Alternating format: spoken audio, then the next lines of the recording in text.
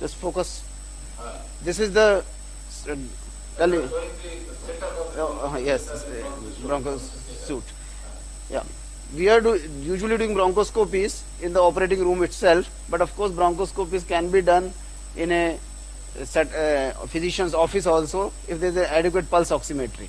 But otherwise, normally in a setup where operation room is available, we like to do it with full monitoring and everything being available as for an open thoracic surgery. This is the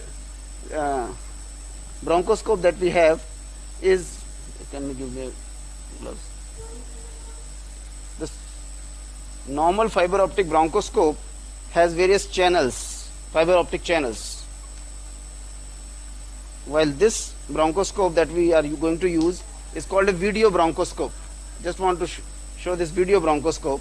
It doesn't have fiber optic cables in its body. This is from the Olympus make. It has a crystal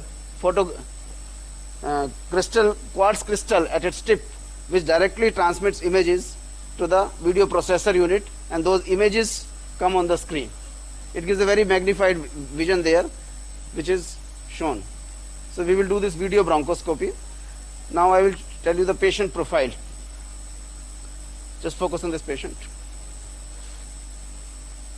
This is patient Mangat Ram. Can you see, sir? Yes, sir. Yeah. Okay. Show his X-ray.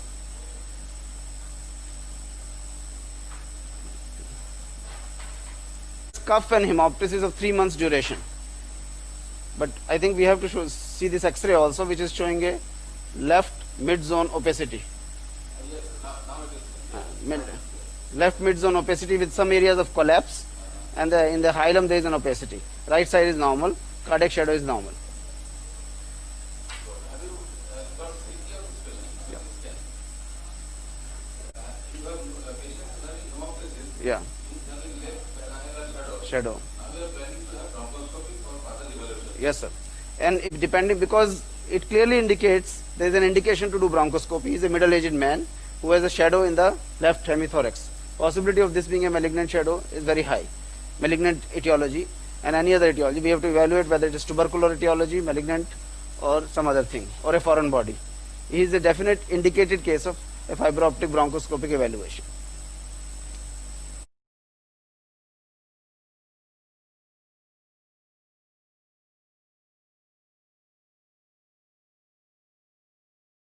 Okay, so I will start giving the local anesthesia to the patient, the way we give it. Yeah. You see, pre-bronchoscopy medication usually consists of Compose and atropine.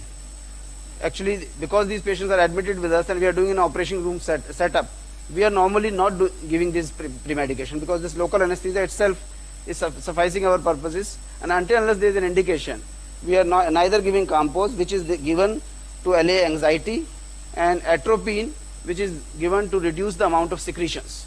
If at all we expect that some patient is having excessive secretions, we can give atropine also. But that's the standard protocol. In our setup, we are giving it only when indicated.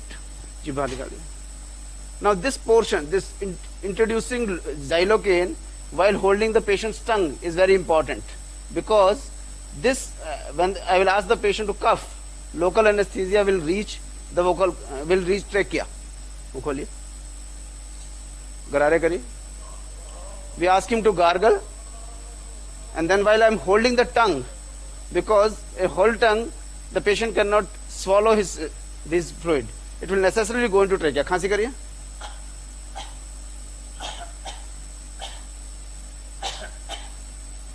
You must have seen in very many people while doing bronchoscopy give a translaryngeal injection, transtracheal injection. We avoid this procedure by giving this maneuver, because once you hold the tongue and ask the patient to not swallow and then make him cough, then vocal cords necessarily open up. Then the fluid reaches the trachea, and necessity of giving a transtracheal injection is obviated. We devised this protocol because we are doing a lot of bronchoscopies for infective tubercular patients in our institution, and we believe just in a rare case, a transtracheal injection here could cause an abscess, or a sinus, tubercular sinus. So we divide. Yeah, sir. Yes.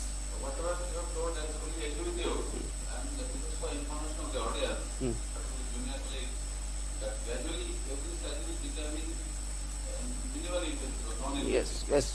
In our earlier days, we used to use transcatheter injection in normal cases. Yes. Now gradually, In the pyriform fossa, मुंह बंद कर लीजिए. Here. And keeping it for 5-10 seconds there paralyzes the superior laryngeal nerve. And that makes the procedure more comfortable. मुंह खोलिए. nevertheless, that is the recent practice Yeah. to give injection translaryngeally, transtrachally, as well as inject laterally for paralyzing severe laryngeal nerve. Yes, sir. Now there is very simple. That's it.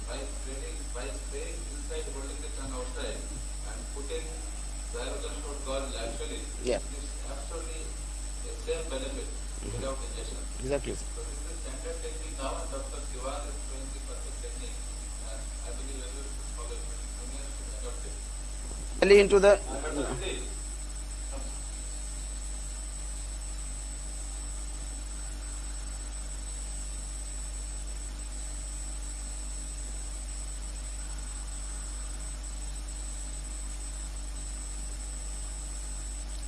one point I want to show here, that this while introducing jelly, this should go anteroposterior. And in Indian situations, the deviated nasal septum is quite common. So one should check beforehand which side the nostril is completely patent. If you put through that, then it will be a comfortable procedure. Dr. Reddy, we will ask Dr. Sivan to discuss the point once he finishes it. Okay. Yes? ठीक है? Certainly. Okay. Now this is the bronchoscope. This is the tip of the bronchoscope for which the lever is in my hand. Can you see the lever, sir? This is the up, down, and the tip also moves accordingly. So that makes flexible bronchoscopy so convenient. Now I am putting it into the nostril.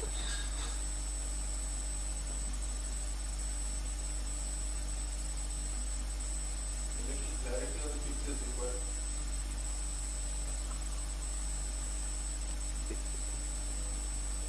The picture just be blurred. Otherwise, the clear. Make the picture clear. Focus properly. Even the screen is coming blurred, sir? Yeah, you have seen. Acha. The screen is blurred in the insert. Just make it clear. It is important to show the screen now. You can focus on the screen maybe, and I can be in the. Is it clear, sir? The screen. No, but here the picture. It's clear, sir. It's clear. Now you can see this is a tongue and the vocal cords. Epiglottis, tongue, vocal cords. This is epiglottis. There are some secretions lying in the posterior pharyngeal wall. This is epiglottis, and this is glossoepiglottic fold. You can see some inflammation there, some nodularity. Now we have to go behind the epiglottis. This is all managed by my movements of fingertip. There is a suction channel in the bronchoscope by which I am sucking the secretions. Is it coming well, sir? Okay. Now I am sucking these secretions, trying to go behind the epiglottis, and these are the vocal cords. At the vocal cords, one has to just enter as soon as the patient is inspiring, so that one is not this is trachea. Tracheal rings. After entering the trachea, I introduce some more xylocaine, so that the bronchial tree is fully anesthetized. मुंह सटक लीजिए जो थूक मुंह में आए. This is carina, right-sided bronchial tree, and this is the right upper lobe. Right upper lobe orifice showing apical, anterior and posterior segments.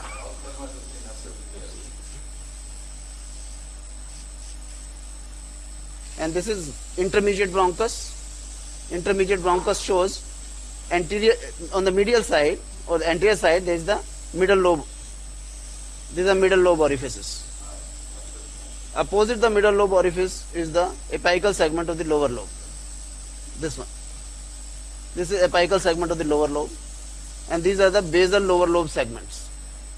Can you see, sir? Yes, sir. Cannot tell the findings, but Findings. All the orifices are seen. There are minimal secretions present. What we note normally is that there is no foreign body, there is no mucus plug, there is no tumor, and there is no bleeding site which is. These are some secretions. Some secretions are present. That's all. now we will go to the other side. I will go to the left side. And once you have inspected both the sides, then we will concentrate for Ah, I want them to note that right side I have done first because that's apparently the normal side on the extra chest, and we should examine the normal side first and then go to the disease side, because working on the disease side may sometimes cause some bleeding when you're taking biopsy and other things, and then your visualization of the other side is hampered. So one should first examine the normal side, apparently normal side on the radiology. Now we go to the left side. The right-sided trachea, right-sided bronchus is straight continuation of trachea, while left side is slightly at an angle. It is longer, the left main bronchus. We can see the left main bronchus. Then this is the left lower lobe, and this is the left upper lobe. In the upper lobe, there is a rounded swelling. We can see as a fleshy mass. Absolutely occluding the upper lobe orifice. We can't go beyond this. Now this mass doesn't appear to be a typical carcinoma, which is generally a fungating growth. It has a smooth surface, and considering its history of significant hemoptysis, this has chances of being a carcinoid. Bronchial adenoma. Hemoptysis. and definitely we will discuss other details of the tumor. Yes. Important, but we will take studying Bronchial adenomas bleed very heavily. Even sometimes suction can produce a significant bleeding, and taking a bronchial adenoma biopsy is dangerous. It can cause a torrential bleeding. So normally these adenomas, if at all we have to biopsy them, we have to do them very carefully with rigid bronchoscope, so that you can control the bleeding if it is not very significant. But many of these cases we have dealt with by electrosurgery. Yesterday my talk was on therapeutic applications of bronchoscopy. Normally the ideal treatment for bronchial adenoma is surgical removal, in which we open the chest, we open the bronchus, remove the tumor, and remove the bronchus also, and then do end-to-end anastomosis, a bronchoplastic procedure. So if a patient is fit for that, that is the ideal procedure. If patient is unfit for that, or if there are multiple secondaries, only in that situation we reserve bronchoscopic removal of the tumor, because that is not curative. They are locally malignant tumors.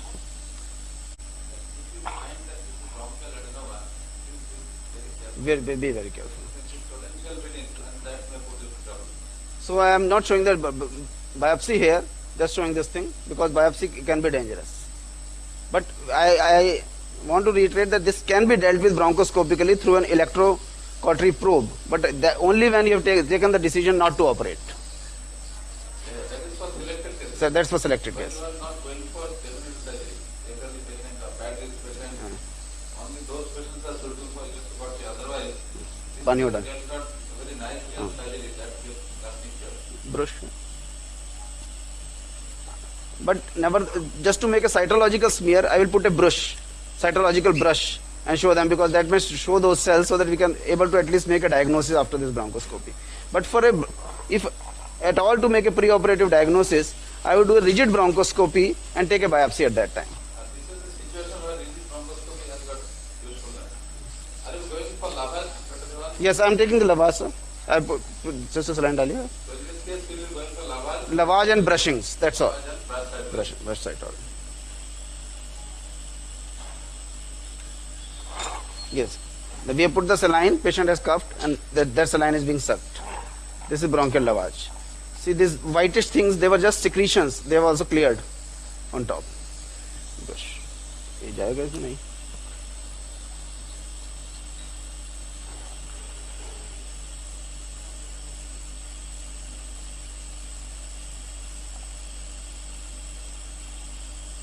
Yeah. This is a brush, sir. Yeah, Can you put a picture on the table now? You have to take the QR. yeah, So let us have your hand movement, Yes. brush, and bronchoscope. Concentrate. do the picture here. This is a bronchoscopy brushing that we are taking. Take the brushings. Picture is brush now. Make the picture clearer, focus on me. Can they focus on your table so that we are able to see your This is blurred because there is bleeding. As soon as we put the brush, there is a bleeding. So that's, I think, it's simple touching brush? simple touching causes a lot of, Caution. there is a lot of bleeding there. Saline डालिए दोस्तों. Just इसको निकाल के saline डालिए थोड़ा सा. The bronchoscope tip is smeared with blood, so we are not able to see anything. We'll put some saline to clear the bronchoscope tip. Point of time, you just should be picture towards your table Yeah. so that once you pick out the brush, how to make this smear, you can see nicely. That's it. Yeah. Now it is cleared.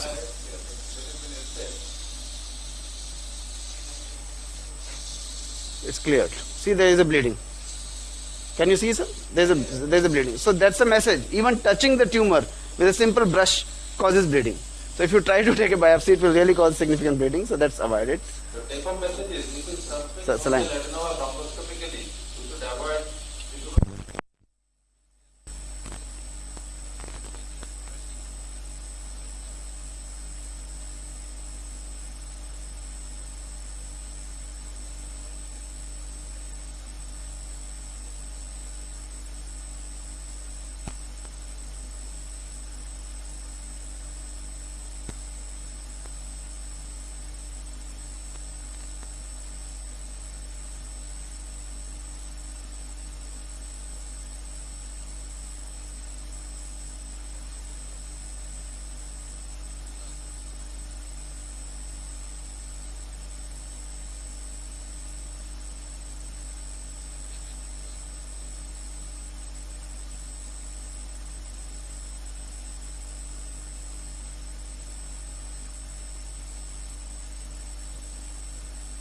Can you hear me?